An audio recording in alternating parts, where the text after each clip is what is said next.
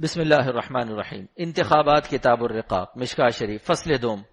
عن ابی ہریرہ رضی اللہ عنہ قال قال رسول اللہ صلی اللہ علیہ وسلم من یأخذ عنی هؤلاء الکلمات فیعمل بهن او يعلم من يعمل بهن قلت انا یا رسول اللہ فأخذ بيدي فعد 5 فقال اتق المحارم تكن اعبد الناس وارض بما قسم الله لك تكن اغنى الناس وأحسن إلى جارك تكن مؤمنا وأحب للناس ما تحب لنفسك تكن مسلما ولا تكسر الضحك فإن كسرة الضحك تميت القلب رواہ احمد والترمذی.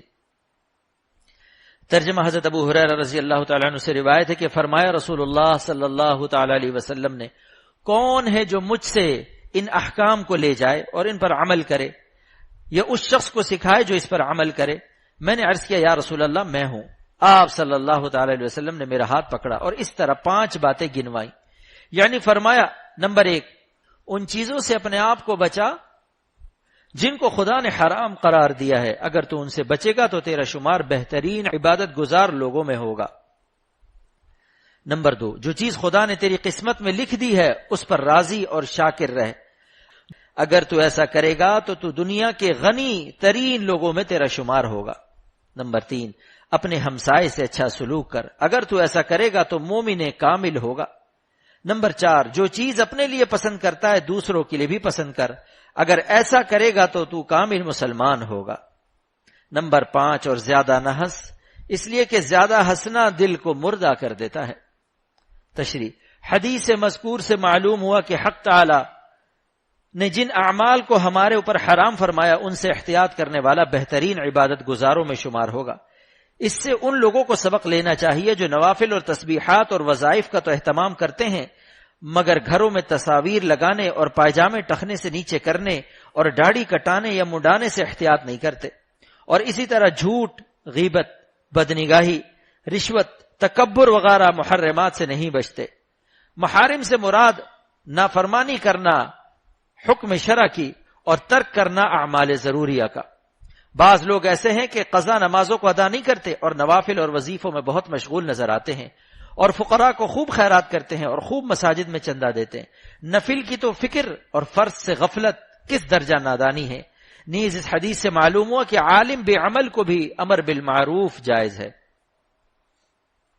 وعنہ قال قال رسول اللہ صلی اللہ علیہ وسلم ان اللہ یقول ابن آدم تفرغ لعبادتی املأ صدرک غنا وَأَسُدُّ فَقْرَكَ وَإِلَّا تَفْعَلْ مَلَأْتُ يَدَكَ شُغْلًا وَلَمْ أَسُدَّ فَقْرَكَ رواہ احمد وابن ماجہ. ترجمہ حضرت ابو ہریرہ رضی اللہ تعالی عنہ سے مروی ہے کہ رسول اللہ صلی اللہ تعالی علیہ وسلم فرمایا خداوند تعالی فرماتا ہے آدم کے بیٹے میری عبادت کے لیے تو اپنے دل کو اچھی طرح مطمئن اور فارغ کر لے. میں تیرے دل میں غنا بے پرواہی بھر دوں گا اور فقر و احتیاج کے سوراخوں کو بند کر دوں گا.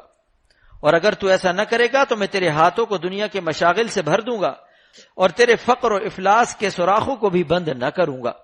تشریح اس حدیث شریف سے معلوم ہوا کہ دنیا میں چین اور آرام اور سکون والی زندگی اسی وقت مل سکتی ہے جب بندہ اپنے مولا کی عبادت کے لیے وقت کو فارغ کرے.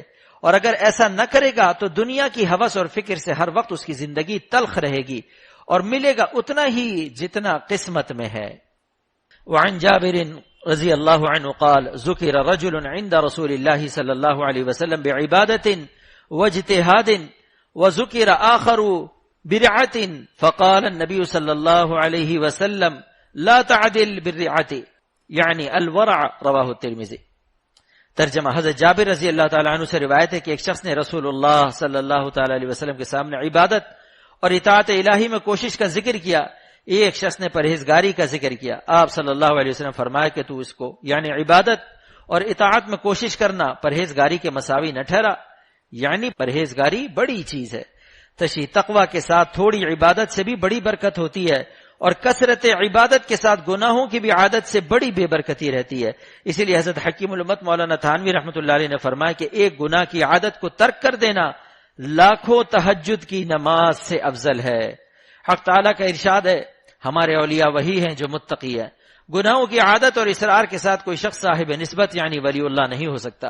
ولایت اور فسق میں تضاد ہے، پس اللہ تعالیٰ کا ولی بننے کے لیے ایمان کے ساتھ تقوی کا حصول بھی ضروری ہے، جو عادتاً متقین کاملین کی صحبت کے فیضان سے حاصل ہوا کرتا ہے۔